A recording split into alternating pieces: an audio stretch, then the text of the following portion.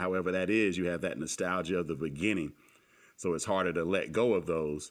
But sometimes it does just drift away. You start to see things when, oh, this person hasn't grown at all, or I can only have this particular type of conversation with this person. And it just gets, it doesn't, for me, it's not difficult, but again, I recognize it. And sometimes I just, hey, it might be 3 months before I reach out to you, before you cross my mind, because we're not intellectually on that same level anymore. But I still got love for these cats. You know, some of them sitting in jail right now, and I won't say no names because it still might be incriminating.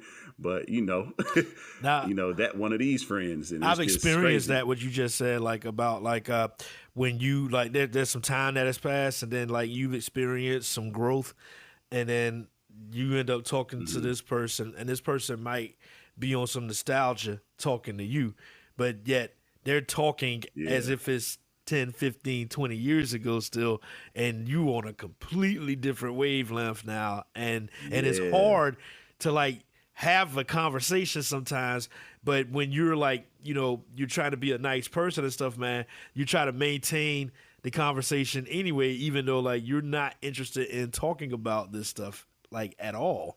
And that's tough, man. And but I do think that's one of the things that like kind of, because I think that a lot of people do this with old flames. Like you think that somebody that you were in a relationship with 10, 15, 20 years ago, like may be like the perfect person and stuff, right? But the reality is that probably was the perfect person for you 10, 15, 20 years ago, but not today.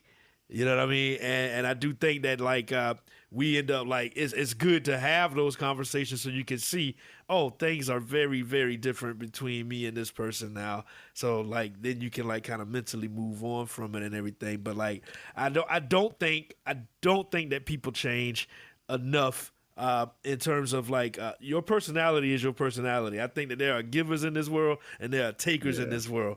And givers are always going to be givers, and takers are always going to be takers. And guess what? Givers are always going to be attracted to takers, and takers are always going to be attracted to givers. It's just the nature of the beast, man. And you got to hope that you can meet somebody that will meet you in the middle a little bit, where like somebody might be a taker, but they can give sometimes, and then you might be the giver.